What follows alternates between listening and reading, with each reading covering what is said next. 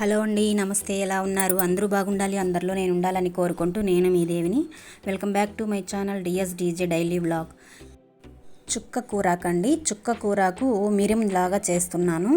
Easy అనిపిస్తే ఒకసారి మీరు ట్రై చేయండి. మేము ఈ విధంగానే చేసుకుంటాం. చుక్క కూరాకుని మిరము అంటాం మేము మా సైడు, తిరుపతి సైడు. మరి మీరేమంటారనేది కామెంట్ చేయండి. చుక్క కూరాకు మిరియం అన్నమాట.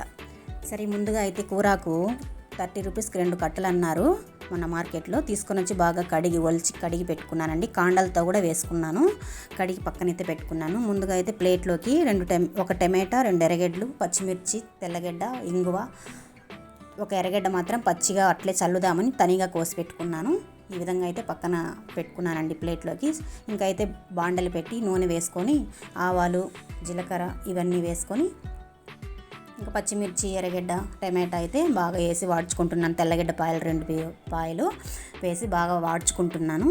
ఈ విధంగా వాడ్చిన తర్వాత కొంచెంసేపు మగ్గిన తర్వాత మనం ఈ కడిగి పెట్టుకున్న చుక్క కూరాకు ఉంది కదా, బాగా ఆ కూరాకునైతే నీళ్ళంతా బాగా వంచేసుకొని జాలి గిన్నెలో ఆ ఉత్త ఆకును మాత్రమే మనం ఎత్తి కడాయిలోకి బాగా వేసుకోవాలండి.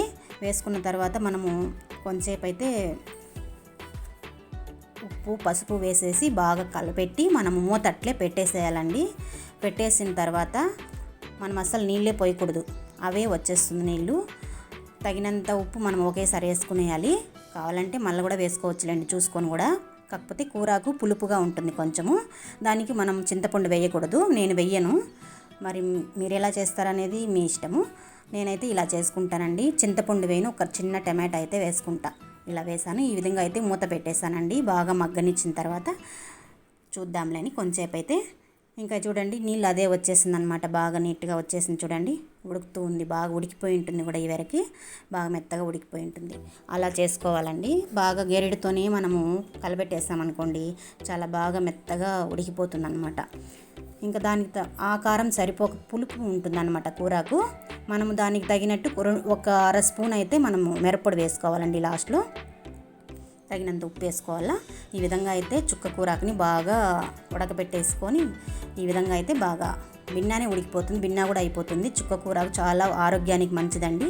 మనం తగినంత కారం వేసుకొని కొంచెంసేపు అయితే ఆ తేమంతా ఈడ్చేలాగా కొంచెంసేపు అయితే స్టవ్ మీద పెట్టాలన్నమాట. కొంచెం పచ్చడిలాగా తయారవుతుంది. మిరియం అంటారు దాన్ని మేము. ఇంకా పచ్చి ఎర్రగడ్డ అయితే ఒకటి తరిగి పెట్టుకుని పైన చల్లేసుకొని మూత అయితే పెట్టేస్తానండి. ఈ విధంగా అయితే చుక్క కూరాకు మిరియం చేస్తానండి. ఈ చుక్క కూరాకు వల్ల మనకు లాభాలు అయితే, చుక్క కూరాకు వల్ల వారానికి 2 సార్లు తింటే రక్తహీనత తగ్గుతుంది. ఎముకలు, దంతాలు దృఢంగా ఉంటాయి. జీర్ణ వ్యవస్థ చురుగ్గా ఉంటుంది. ఈ ఎసిడిటీ, కడుపు నొప్పి, ఉబ్బరం, మలబద్ధకం సమస్యలు కూడా దూరం అవుతాయి. చుక్క కూరాకు వల్ల చాలా లాభాలు ఉన్నాయండి. ఆరోగ్యానికి చాలా మంచిది. చాలామంది అనుకుంటూ ఉంటారు జలుబు వస్తుందని. ఏమీ రాదు. మనం ప్రతి ఒక్క కూరాకును కూడా కూరాకుని తినాల్సిందే. చాలా బాగుంటుంది. వేడి అన్నంలో కలిపి చూస్తుంటే ఒక వాసన అయితే గుమగుమలాడుతూ ఉంటుంది. పిల్లలకైతే ఈరోజు లంచ్ బాక్స్లో ఇదే కలిపిచ్చాను. ఇష్టంగా తింటారు పిల్లలు కూడా. మీ పిల్లలు కూడా తింటారు. ఈ విధంగా అయితే ట్రై చేసి చూడండి. ఇంకా వేడి అన్నంలో అయితే అలా కలిపితే అలా ఉందన్నమాట. కాకపోతే ఉదయమే తినం కాబట్టి అన్నం పిల్లలకి లంచ్ బాక్స్కి అయితే కట్టుతున్నాను. నేనైతే ఈ విధంగా చేస్తానండి. నచ్చితే ఒక లైక్ చేయండి, షేర్ చేయండి, సబ్స్క్రైబ్ చేసుకోండి. మరొక వీడియోతో మళ్ళీ కలుస్తాను. బాయ్ అండి. ఈ చుక్క కూరకు ఎలా ఉందనేది కామెంట్ అయితే పెట్టండి.